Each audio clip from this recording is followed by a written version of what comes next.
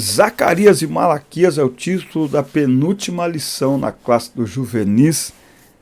E eu sou o professor Denis Pereira, presbítero da D Belém, Campinas, São Paulo. E é um prazer recebê-los aqui semanalmente para mais uma aula da Escola Dominical. Que Deus vos abençoe, obrigado por nos acompanhar. Nos ajude a chegar a 30 mil inscritos por aqui, sua inscrição é muito importante. Fale para nós nos comentários dos desafios desse trimestre, o que você fez para superar, suas expectativas para o próximo trimestre. Fale para nós de onde você nos assiste também. Inscreva-se no canal, ative as notificações, dá like no vídeo e deixe o seu comentário, que é muito importante para nós. Pegue Bíblia, revista, papel e caneta, bloco de notas, vamos juntos preparar mais uma aula da Escola Dominical. Muito bem, Zacarias e Malaquias, o tema está em Malaquias 3:18, então vereis outra vez a diferença entre o justo e o ímpio, entre o que serve a Deus e o que não o serve. Tá? Esse é um texto maravilhoso, me lembro da minha adolescência, uma pregação do pastor Gilmar Santos marcou muito a minha vida nesse texto de Malaquias 3:18. As mensagens anunciadas por Zacarias e Malaquias aos judeus que retornaram do exílio na Babilônia ressaltam a importância de um compromisso sincero com a vida espiritual. Deus não quer que sejamos crentes nominais, pessoas com aparência de servos do Altíssimo, mas vivendo uma vida oposta aos valores e princípios dele, tá? Eu tenho dito por onde tenho passado que Deus suporta muita coisa, Deus tolera muita coisa, mas tem uma coisa que Deus não tolera, que é o teatro. Olha só o que diz em Joel 2:13. Rasguem os seus corações e não apenas as suas roupas, né? Então eles faziam teatro. Você sabe que o rasgar de roupas é um símbolo de humilhação, não é?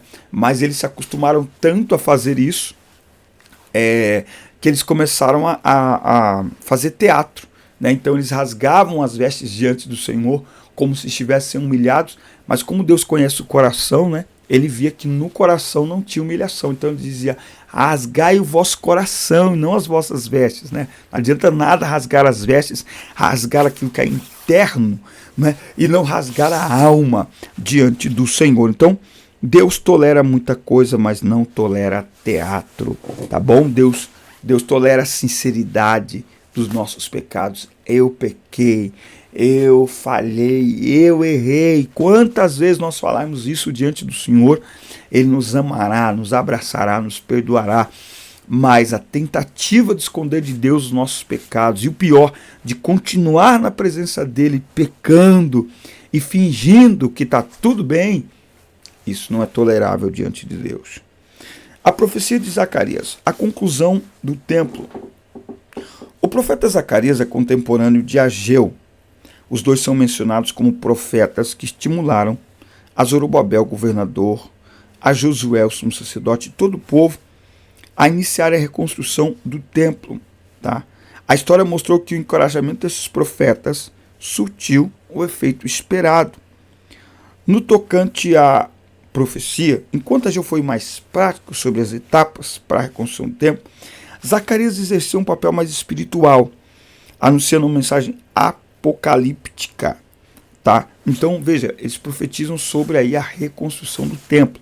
O povo tinha voltado do exílio, só que o povo tinha ido refazer suas casas e tal. Muitos já estavam com as suas casas restauradas, e o templo de Deus, o lugar do culto, os utensílios do templo, estavam tudo abandonado. Então aí Deus vai usar estes homens, esses profetas, para, vamos lá, chegou a hora de restauração do lugar de culto, porque restaurar o lugar do culto é restauração também da adoração e da vida espiritual, tá?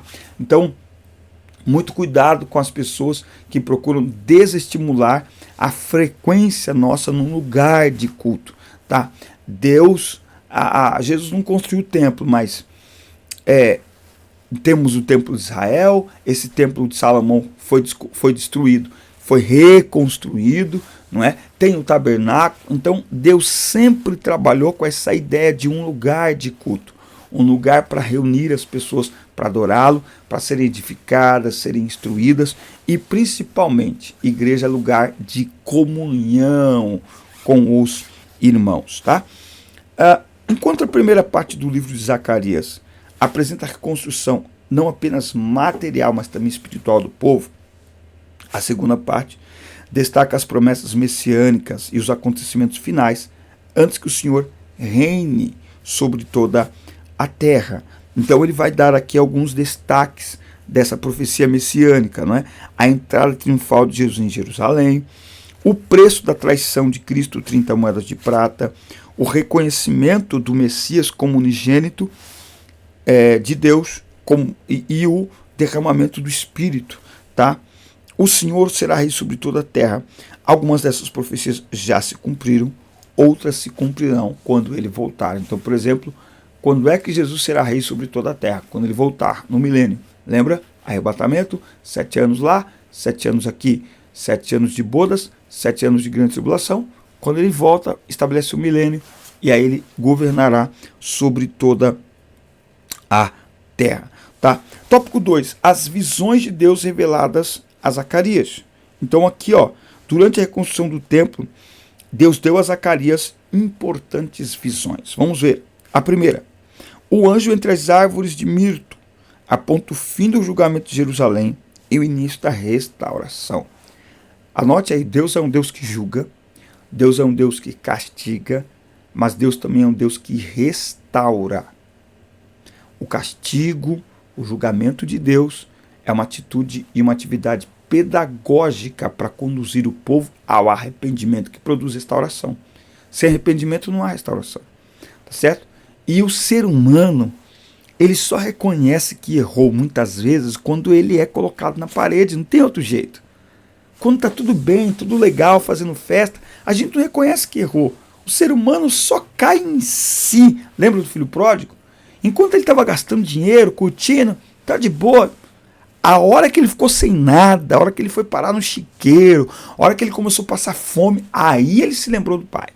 Tá? Então, Deus ele é um Deus que castiga, Deus é um Deus que pune. Mas o interesse de Deus sempre é restauração. O interesse de Deus sempre é restauração. A segunda visão, 4 chifres e 4 ferreiros sobre os inimigos de Judá que seriam destruídos. Tá? Então, a gente precisa entender que muitas das nações que Deus permitiu que atacassem Israel e que oprimissem Israel, essas nações também foram e serão julgadas. Tá? Porque, no final das contas, Israel é o povo escolhido de Deus. O homem com cordel de medir sobre a restauração de Jerusalém seria de pessoas em busca da presença de Deus. A quarta visão, Josué, o sumo sacerdote, recebendo vestes novas, sobre Deus prometendo purificar a terra. O castiçal de ouro, na quinta visão, as 2 oliveiras, o trabalho de Zorobabel seria bem sucedido. O rolo voante aponta o julgamento de Deus sobre os malfeitores, né? Então Deus não tem o culpado por inocente. A sétima visão, a mulher e o Éfa, sobre a impiedade dentro do Éfa sendo levado à terra de Sinar, e os 4 carros sobre a presença de Deus para toda a terra.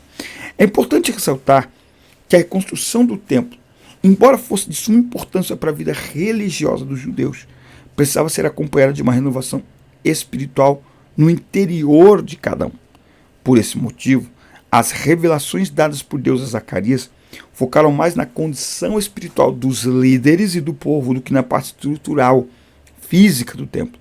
A glória de Deus se revela não naquilo que é aparente, pois, como afirmou nosso Senhor Jesus Cristo, os verdadeiros adoradores adorarão o Pai em espírito e em verdade. Tá? Então, nós precisamos sempre levar em conta que, muitas vezes, aquilo que está sendo realizado diante dos nossos olhos é apenas uma parte daquilo que está sendo realizado onde os nossos olhos não alcançam.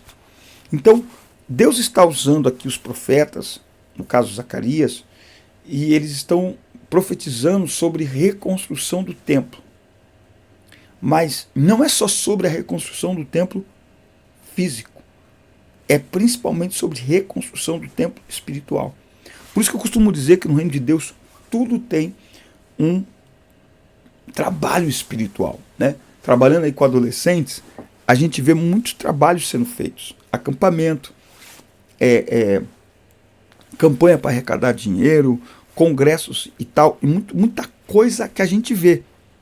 O que não podemos perder de vista como pastores, como líderes, é que através daquilo que estamos fazendo de forma visível, Deus está agindo naquilo que é invisível.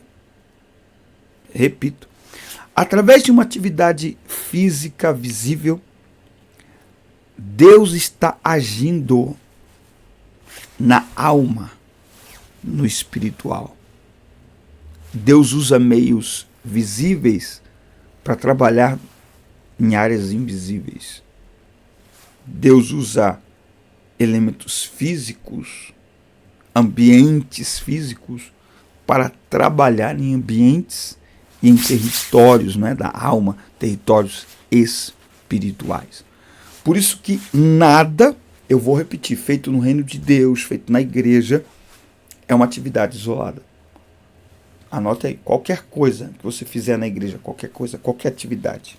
Pode ser uma atividade de entretenimento, pode ser um filme, um acampamento, um jogo de bola, o que for.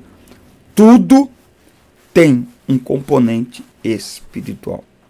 São oportunidades que o Senhor usa para ir nos ajustando, para ir trabalhando em nós, certo? Vamos ao tópico 3 para encerrarmos aqui a nossa aula, a profecia de Malaquias. E se você não está inscrito no canal ainda, inscreva-se, ative as notificações, dá like no vídeo e deixe o seu comentário, que é muito importante para nós. Também é muito importante você adquirir o treinamento Transforme as Suas Aulas, aqui no primeiro link da descrição. Você pode pagar até em 12 vezes, um preço super bacana, com 70% de desconto no lançamento. É uma forma que você tem de patrocinar o nosso trabalho, a nossa estrutura, de nos ajudar, inclusive com o nosso podcast, que vai ao ar todo sábado, às 9 da manhã. Eu não gosto de fazer sorteio, fazer rifa, fazer nada disso, joguinho. Me sinto enganado quando alguém me oferece e tenho vergonha de oferecer aos outros aquilo que eu mesmo me sinto enganado. Então, eu prefiro te oferecer alguma coisa de fato. Então, é um treinamento, você vai assistir no conforto da sua casa, quantas vezes você quiser, todas as aulas, e vai já assistir, são aulas práticas, compactas, menos de 10 minutos cada uma, com lições muito maravilhosas, que a gente aprendeu ao longo desses 30 anos dando aula na escola dominical, e ao adquirir, você vai abençoar o seu ministério, os seus alunos, suas aulas serão transformadas, e você semeia aqui desse lado também, tá bom? A profecia de Malaquias, acusações de Deus contra a falsa religião. Naqueles dias, o templo já havia sido reedificado, e o ministério da casa de Deus restabelecido. Entretanto, com o tempo, o povo abandonou o zelo pelo Senhor, que não estava se agradando de suas práticas religiosas. Malaquias fez duras críticas concernentes: adoração hipócrita e mecânica. Essa eu quero ver. Que isso? Adoração hipócrita e mecânica. Vamos lá? Malaquias 1 e 7. Ao oferecerem... vamos lá. Eu não consigo ler textos isolados, tá? Então, vamos olhar aqui, ó.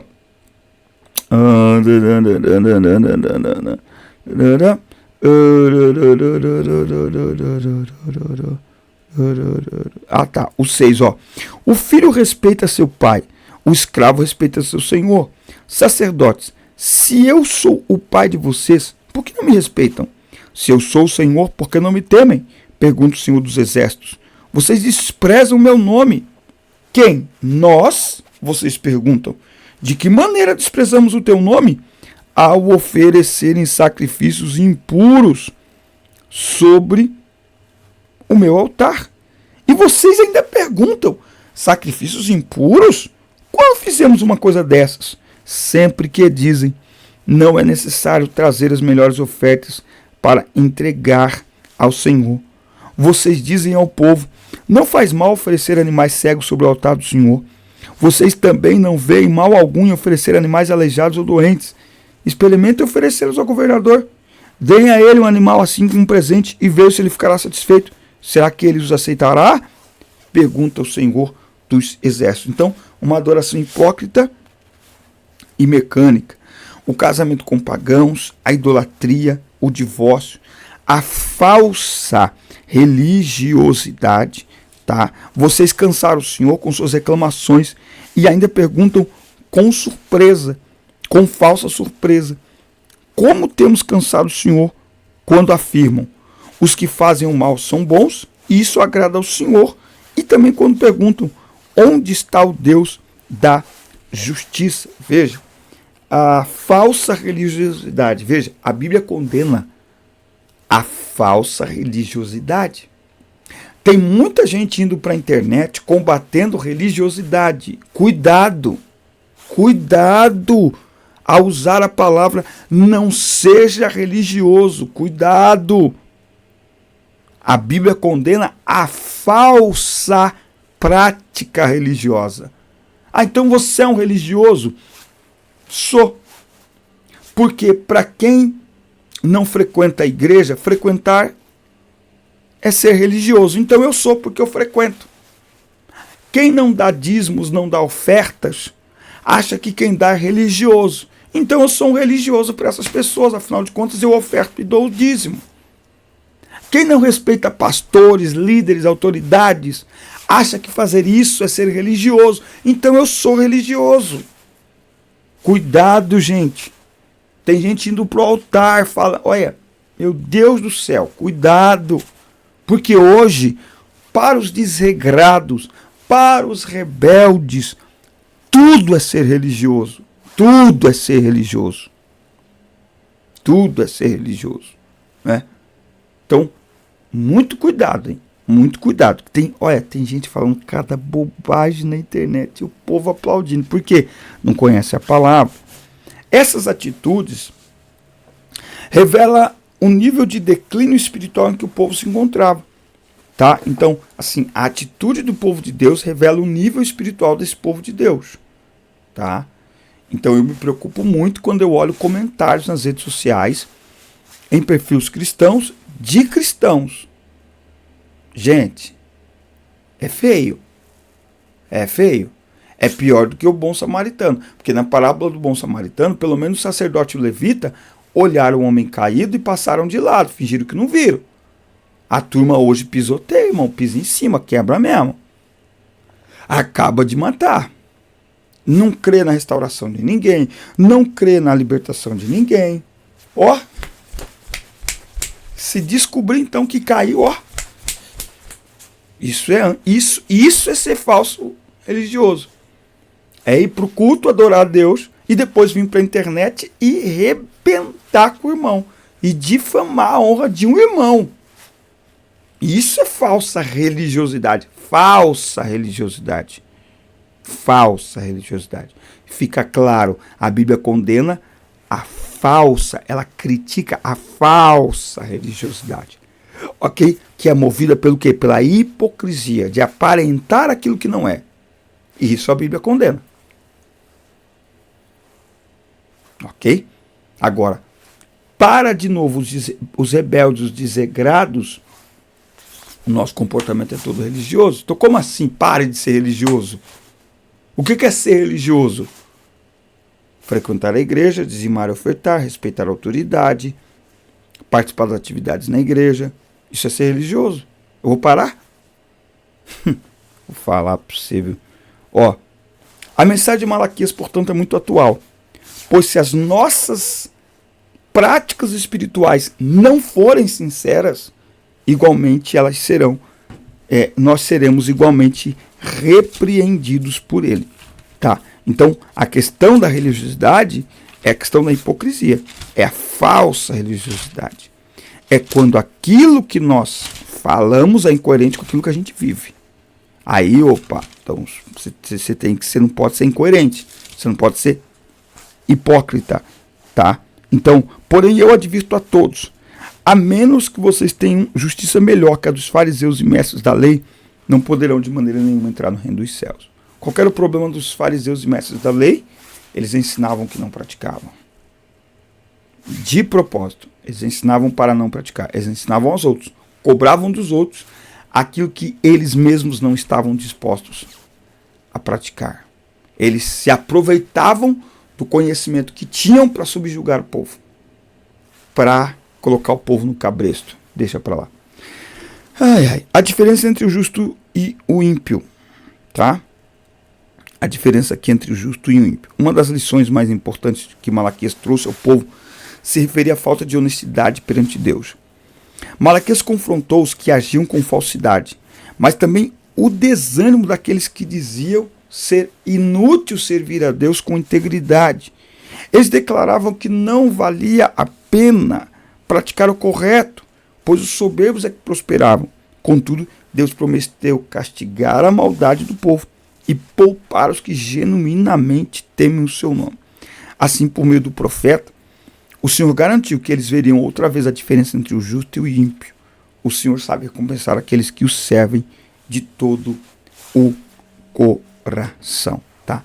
Então, há diferença entre o justo e o ímpio, entre o que serve a Deus e aquele que não o serve.